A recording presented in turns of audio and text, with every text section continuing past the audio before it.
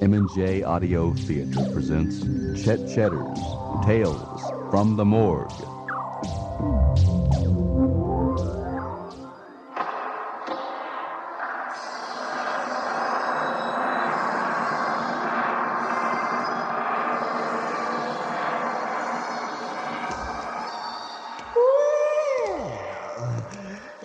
Come right in, my friend. Yes. Have a seat. Welcome to my damp little piece of heaven. I am Chet Chetter, the morgue attendant and resident storyteller. You've caught me in a nostalgic mood today. I was remembering back to the golden age of radio. The days before television and computer games.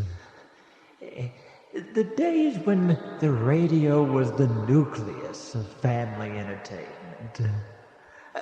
The sound was a bit crude. There was a great deal of static, but it didn't matter. We would gather around, the entire family, and listen to stories. There were soap operas and dramas and comedies. And my favorite of all, the scary stories, yes. Tales of suspense and murder. They catered to your deepest fears. And they sounded something like this. Ladies and gentlemen, the stories you're about to hear contain images of pure terror. Therefore, we warn you, if you or anyone in your family has a weak heart or bad nerves, please turn off your radio now. The makers of this program will not be held responsible for anyone who dies of fright or goes insane. Remember, you have been warned.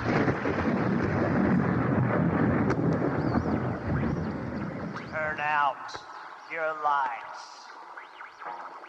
Lock all your doors and windows. Listen. Do you hear that? It is the beating of your own heart. Beating harder and harder and harder in anticipation of the horror that is about to take place. You can feel it all around you. It is a dark, black, hideous cloud of dread. You're paralyzed with fear. There's no escape from Terror Theater!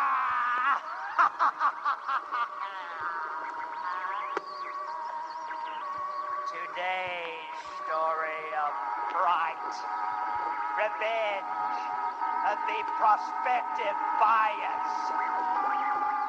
I hope you enjoy our little tale for today. It's too late to turn back now.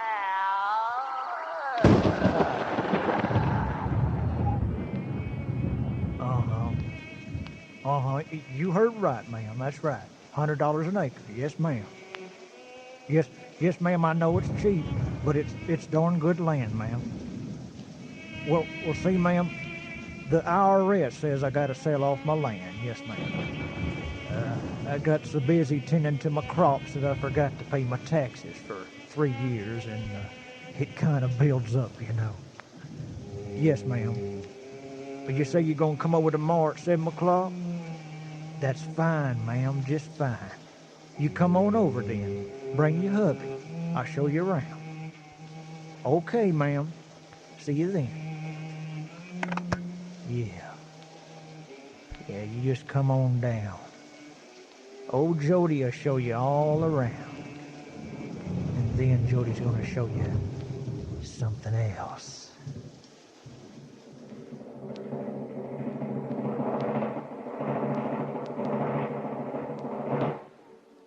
Jody Brown, a simple man, a proud farmer who finds his livelihood in jeopardy. But Jody has a plan to save his precious land. It is an evil plan that will ensure Jody Brown a place in hell.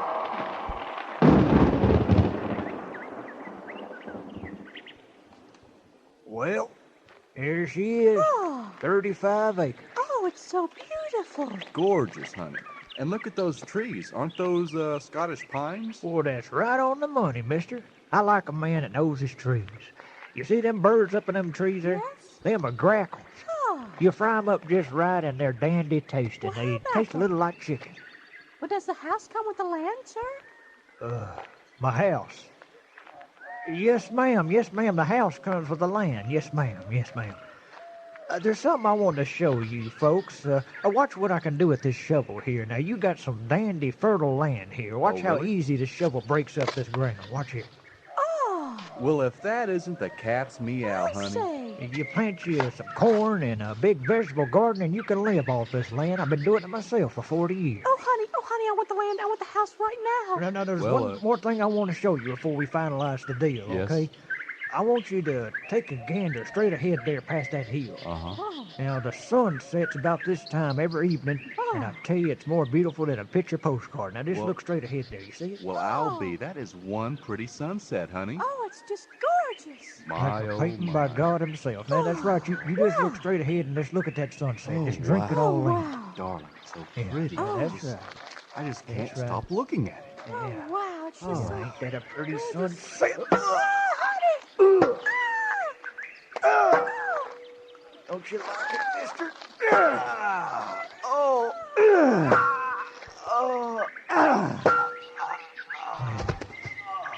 Ain't that a pretty sunset? It's the last one you'll ever gaze upon. Actually thought I was gonna give my land away for $100 an acre. Darn woman even wanted my house. Well, I guess it's time to get you two in the ground. Here, get in that hole. Yeah, I'll just cover you up here. Out of sight, out of mind, I always say. And then I just dump your car in the swamp when I'm through. Oh, but they'll keep coming. The tax man made me put that ad in the paper. They're gonna keep coming, but I'll be ready for them. I got plenty of room for them. Yeah, when the tax man comes, I'll just say, no, sir. Nobody's come to look at this land, no, sir. And then he'll get discouraged and give me my land back to me, yeah. And if he don't, there's plenty of room for him here, too. I got room for them all. 'Cause nobody's taking my land away. This land is part of me. Nobody's taking me off of it.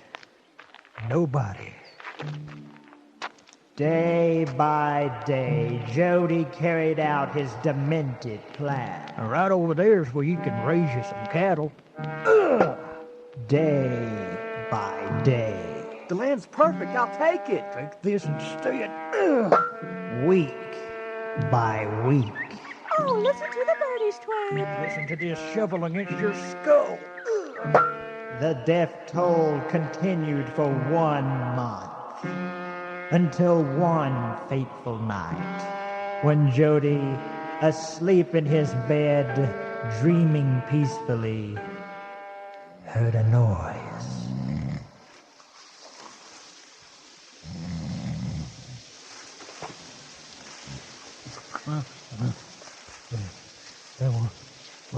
What's that? What's that sound?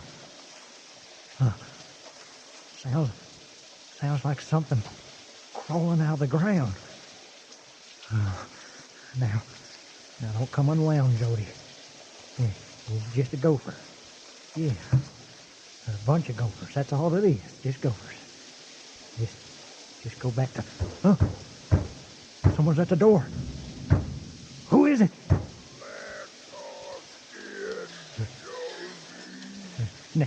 Now, Now, you get out and away from here, you hear? This is private property. Private property. You get out of here. We're coming in, Jody. No. No. No. No. Oh, you can't be here. I killed you. I killed you all. I buried you in the ground. No. We'll take the land, Jody. We'll take the land. No. You stay away from me now. You stay away from me. You ain't gonna take me off my land. Don't worry, Jody. We won't take you off your land. Stay away. It's like you said. This land is part of you now. You're gonna be part of it. No. Stay away from me. Stay away from me.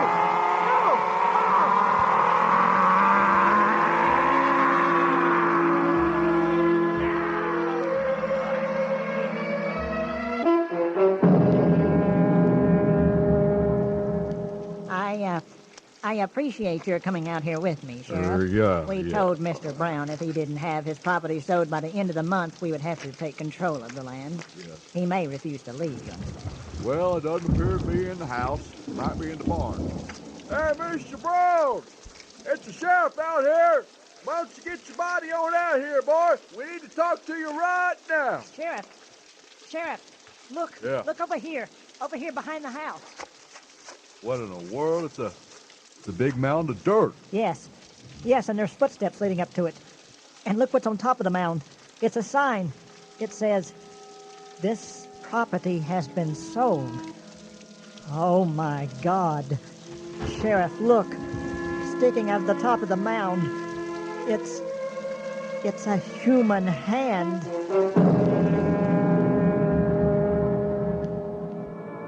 Poor Jody found out just how fertile his land was, didn't he? Why, just plant a few dead bodies and they sprout right up. Well now, our next excursion into fear is about a very nervous man named Arnold Craig. We begin inside the room of a psychiatric hospital. Mr. Craig is lying on a couch. He appears to be at wit's end. Listen. I am not crazy, Doctor. I'm not. I may be having a nervous breakdown. I'll give you that. But I'm not insane. And I will not lie here and have you condescend to me like I'm some sort of child who thinks he's seen the boogeyman. Mr. Craig, I am here to help you. You just calm down. Maybe we can talk about this thing rationally. You want to help me? You want to help me? And give me a gun so I can blow my brains out. Let me end it now before they find me. Who is they, Mr. Craig? The cars. The cars. They won't rest until I'm dead. Cars, you say? You're talking about automobiles? Yes, they hate me. They hate me because they know I hate them. Don't look at me that way, Doctor. Now, calm down. Everything's going to be all right. Oh, shut up. Shut up. Oh, I know what you must be thinking. I know what you must be writing on that pad of yours. Your schizophrenia, probably. Yeah. But I'll tell you my story, Doctor. I'll tell you. You're probably too simple to see it other than the ravings of a madman, but I'll tell you if only to purge my soul of this terror. Remember, Mr. Craig, it is a 50-minute session. Shut up. I'll take as much time as I please. It won't matter in the end anyway. For 12 years, Doctor, I've worked in an auto junkyard. My job was operating a machine that compacts the cars into a small cube. It was a perfect job for me, you see, because I've always hated cars. Hated the way they sounded, the way they polluted the air. The grating sound of the horns. See, you can understand my intense pleasure when I would start the compacting machine and watch as the cars collapsed under the intense hydraulic pressure. I was thrilled by the sound of a car being crushed, the sound of steel buckling under intense pressure. It was like they were screaming in pain. Oh, how I love that sound. Die. Say, Craig, you really love this job, don't you? Oh, yes, sir. I love it. I hate cars, and I want to destroy them all. You're a weird man, Craig, but you're a hard worker. I'll see you back here tomorrow morning. Oh, is it closing time already? How time flies when you're having fun. It was only 2 days ago, Doctor. It's funny how little time it takes for things to go completely haywire. It was a beautiful afternoon. I was riding home from work on my bicycle the way I had done for 12 years. I went by the park as I enjoyed doing on beautiful days like that. It was the picture of serenity. Then behind me, I heard a car engine. Now, Doctor, I always stay on the shoulder of the road, away from traffic. But this car was right behind me. I looked over my shoulder, and there was a station wagon, a blue station wagon, directly behind me. The driver had a puzzled look on his face. I yelled at him. Now see here, you moronic goat. Why are you following me? Why don't you take that thing and drive it off a cliff? Suddenly, the car accelerated. The bumper met with my back wheel. It was trying to run me over, Doctor. It blew its horn as if in anger. I had to think fast, so I pedaled as fast as I could into the park. But the car stayed behind me. People were running in fear. I began to lose control of my bike. I fell to the ground behind a tree, and the car smashed into it. That tree saved my life, Doctor. The man inside the car looked dazed. He had a small bump on his forehead, but otherwise he was unharmed. He got out of the car and rushed over to me. Hey, mister. Hey, say, are you right? You okay? Why did you try to run over me? I didn't, mister, I swear. I didn't even have control of the car. I didn't even touch the wheel. What do you mean you didn't have control of the car? I went into the park and you followed me. The car followed you by itself, mister. I swear. It followed you like a magnet. I couldn't control it. It was like it had a mind of its own. Like it had a mind of its own. Yes, exactly. Think me insane if you wish, Doctor, but at that precise moment I knew what had happened. The car was trying to kill me. Somehow, it sensed my hatred for cars and considered me an enemy to be destroyed. Impossible? Yes. Insane, perhaps, but it's true, Doctor. True. Despite that horrible realization, I managed to fall asleep that night. But my slumber was short-lived. It was about midnight when a peculiar sound awakened me. Oh, what's that? What's that outside? Sounds like car engines. Those lights shining through the window. Dear heavens. Out there, surrounding the house. Cars. And they're empty. No one's inside the cars. They're waiting for me. Want me to come out. Wants me to come outside so they can... Well, they'll have a long wait. You hear me? You hear me? I'm not coming out. You'll run out of gas before I come out. You think I'm a murderer, don't you? Yes, Arnold Craig, murderer of cars. That's me. Well, go away. Go away, do you hear me? Go away! But they didn't go away, Doctor. Simultaneously, they blew their horns. The windows of my house shattered. And then I passed out cold.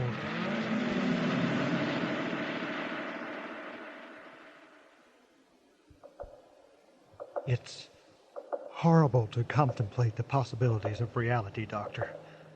The terror and hopelessness overwhelmed me like a criminal walking to his execution. But unlike a criminal walking to the electric chair, I could defend, I could fight, I could resist. I had a gun, and with it I could blow out every tire on every car that threatened my existence. In my front yard there was silence, no cars in sight. So I waited all day. The sun set. All night I stood. Nothing. Days passed and I stood with my gun routinely rotating in all directions, ready for the moment when they would attack. But after 5 days I began to give up. It seemed the cars were gone for good. I'm free. I'm free. Surely they would have attacked me by now. Oh, thank God I'm rid of this life-threatening nuisance. Then I heard a car from the distance. I ran into the street and saw a car at what looked like half a mile away. It was speeding at me at an incredible rate. I aimed the gun, waiting for the car to get close enough so I could open fire. And when it did, I didn't hold back. Die! Demons of hell! Die! Die! Die! But I missed the tires. I was directly in its path. I only had time to jump in the air in hopes of avoiding death. But after standing for 5 days, my jumping abilities were severely limited. I crashed through the windshield at an astonishing 60 miles an hour. I began firing bullets into the dashboard. Surely this would disable the filthy, good-for-nothing car. Much to my disadvantage, it did. It swerved out of control and smashed into the base of the town water tower, causing it to plummet on top of both of us.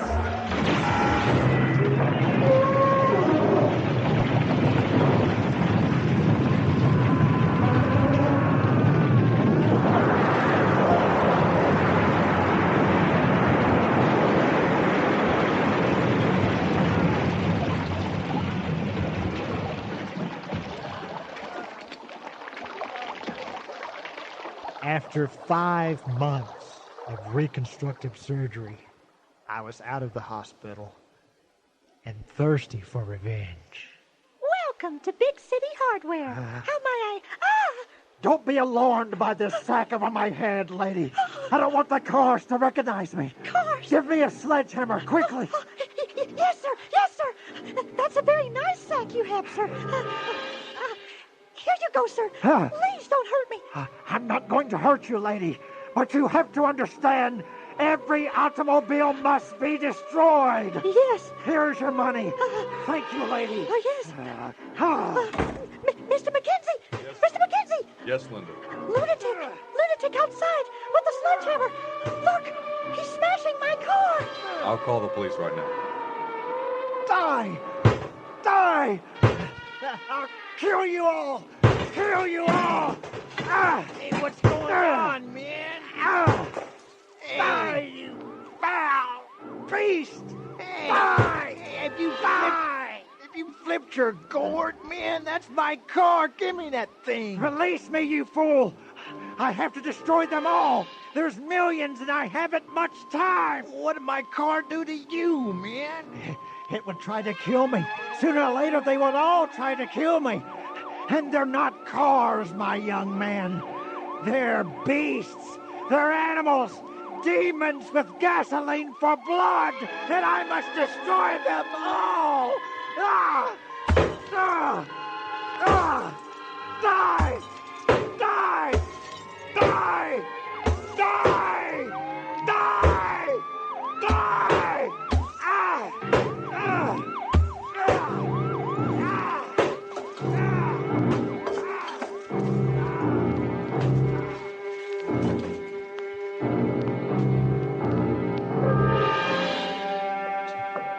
Die. Yes.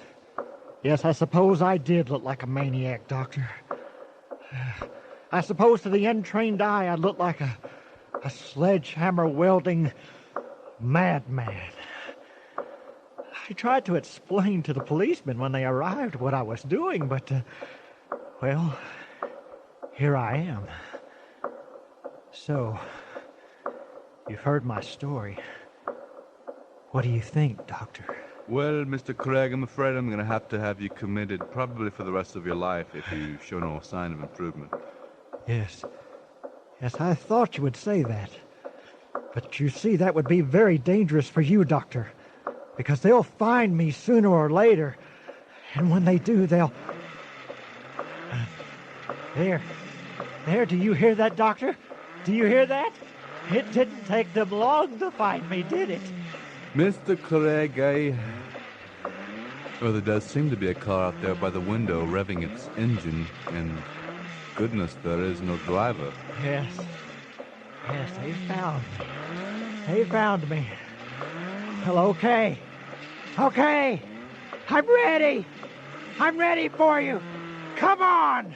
Come on. Mr. Craig. Take me. Mr. Craig. Take me. Mr. Take Craig. me. Mr. Craig, do not antagonize the car. I will call security at once. That'll do no good, Doctor. No good.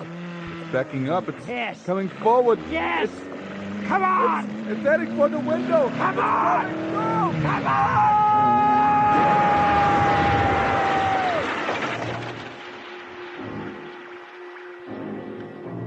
Well, it looks like Mr. Craig's psychiatrist has learned that what seems like obsessions and delusions can in fact bring a quick and merciless death. But on the bright side, Mr. Craig was put out of his misery.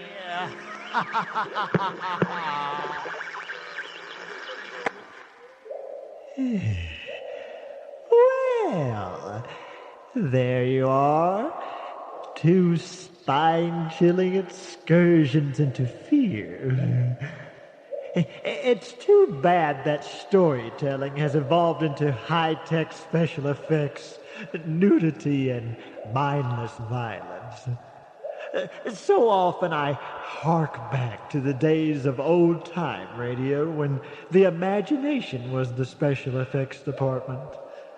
Oh, well, the price we must pay for progress. I see you're ready to go. Well, please keep me in mind. I have many more stories to tell. Until next time, pleasant dreams.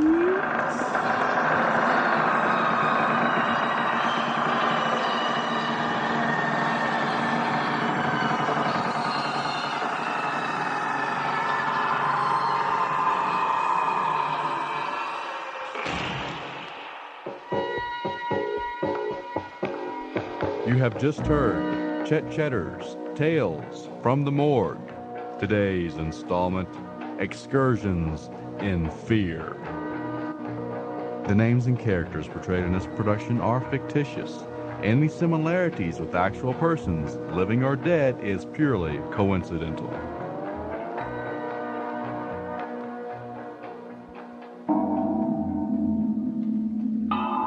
A production by M&J Audio Theater.